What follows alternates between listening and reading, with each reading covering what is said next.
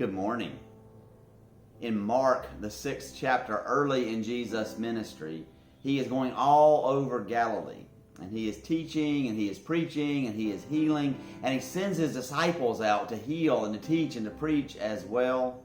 And they come back together, and during all of this, they have met with a lot of success, but also some opposition, including from King Herod, who is worried. Who is this Jesus? I've already put down John the Baptist. Who is this Jesus person?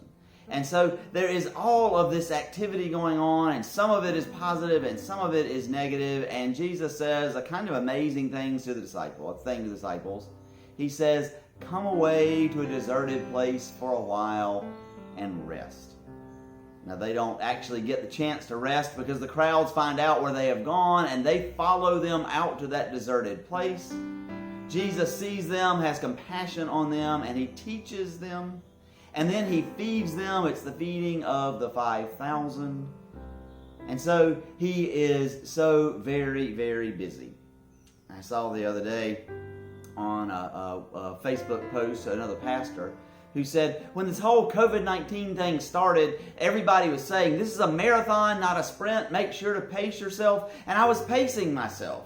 And then COVID-19 became not just a virus, but this political issue, and that made my job so much harder, but I kept pacing myself. And then we had George Floyd and all of the new reawakened idea that we must do so much more in our country for racial justice. And I realized that I had signed up for a marathon, but now they've told me I'm in a triathlon, and I've got the biking portion and the swimming portion still yet to do.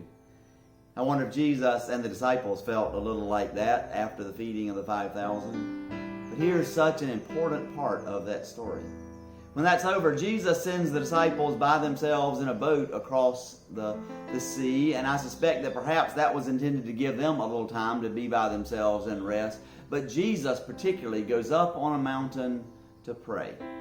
Jesus recognized that he could not have the opportunity to be with his Father. He had to have times of prayer, or there was no way that he would be able to do what he needed to do. And so for all of us, not just pastors, we may feel like, well, I signed up for a marathon and now I find out I'm in a triathlon and I don't know what I'm going to do. Let me suggest that today you make plans to rest. Tomorrow is Saturday.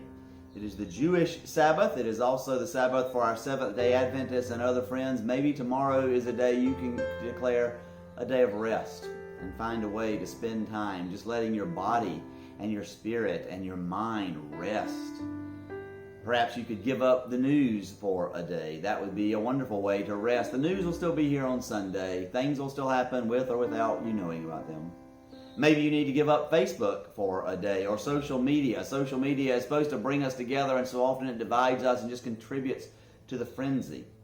Maybe tomorrow is a day to make sure that you don't do any work, whether it is your occupation that you do for money, or whether it is work around the house or work in the garden or whatever. Maybe tomorrow is just a day to rest, to read that book you've been wanting to read, or to take a long, long nap, sleep in and have a cup of coffee and then take a nap. Spend some time in prayer. When we rest in prayer, truly always, but truly when we rest in prayer, it ought to begin with a deep, deep breath. It's really astounding how that one simple action prepares our bodies and our souls to rest. Maybe have a cup of coffee or tea. This is tea. And just sit with Jesus. Don't tell Jesus what you need, or worry about things, or complain to Jesus about things that are going on. Simply sit with Jesus as you would with a friend. Maybe even sit a chair next to you and imagine that Jesus is there, or even that you are sitting in Jesus' lap. Come away to a deserted place, said Jesus, and rest. And in doing so, you will be better prepared the next day to continue to run the race. God is with us